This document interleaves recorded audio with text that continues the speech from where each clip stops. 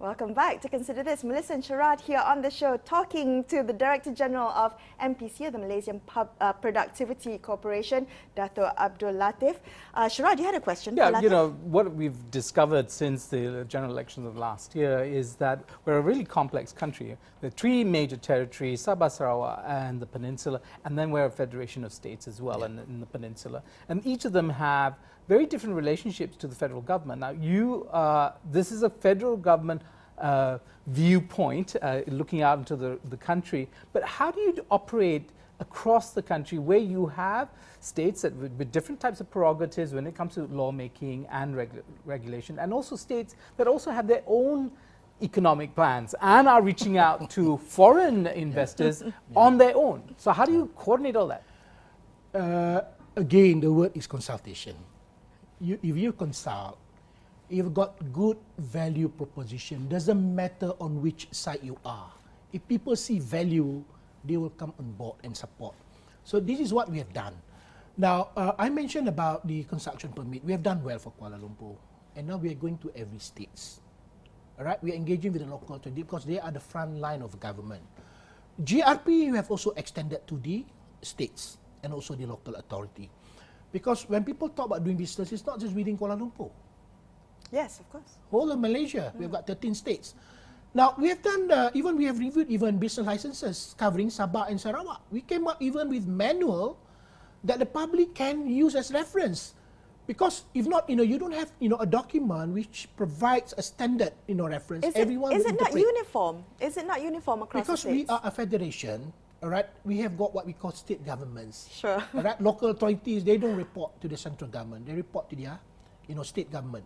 But then again, as I've said, there are some issues, there are some process procedures which can be generic. You can uniform them, and this is what we do. We started with some states here in Peninsular Malaysia. As we go over to Sabah and Sarawak, we told them this is what we have done for these two states, and it proved to be successful. All right, and we recommended to be implemented, at these two states. They accepted, like the way that we review licenses. For these two states, we came up with a manual. Some of the licenses, we could cluster them. You just make one application, you get approval, a blanket approval, for 4 licenses, one go, with less fee. So, I think it's about engaging. But if you were to engage without a proper mechanism, so we want to make sure even at the state level, you have got an oversight body, you have got, competency being developed. So, this is what we are doing for every state. Will that increase bureaucracy, though? No, but we want to be right the first time, rather than get it wrong and then have to unwind. Done fast, but not properly done. That is where you heard about this flip-flop. Understood. Decision making. I want to move the conversation along, if that's okay, to modernizing regulations, because a lot of regulations have been done decades ago, right? So, in the need to kind of future-proof it or to get it future-ready, you'd have to look at existing regulations and then change it. And that's where technology will help you come in to kind of modernize regulation. Talk to us a little bit about how MPC is doing that. Okay. I mentioned about the national policy on GRP. Okay. That policy came into force since 1st January 2014. And that policy states very clearly, any regulation which is more than 5 years old, they will be subject to automatic review. More than 5 years old? 5 years old, automatic. Every 5 years, the regulations will change? No. It needs to be reviewed. If that particular regulation is still deemed necessary, yes, you can keep them. If it is not, then you need to be reviewed, either abolished or probably with some amendments. Because we have to look at regulations, we have to look at also in terms of the development going around, because things change, technology changes and all that. Now, even that policy on GRP, because it's only in the 5th year, we are now reviewing, because taking into account technological development. Before that, the policy did not mention anything on the unified online public consultation. We have that now, it needs to be incorporated. So everyone who uses that policy, they know that when they talk about consultation, there is an online unified portal. So we incorporated that. So it says that very clearly, regulation which are more than 5 years old. Of course, Malaysia, we gained independence 1957. There are some laws since that from time. Way back when. Definitely need to be reviewed. But of course, under one ministry, you can have so many laws. You cannot review everything at the same time. So you need to have proper planning. So let's say for the coming year, what will be regulation 3 or 4? that is within your, manageable number, but you need to plan the following year and all that. So, regulations which are very critical, that need to be, addressed, fast due to seriousness of issue and all that, need to be given priority. But you need to have plans for that. Okay, one of the things that a lot of Malaysians have been, where the issue of regulation has come out is because of the gig economy. And the gig economy has been a big conversation in Malaysia Baru.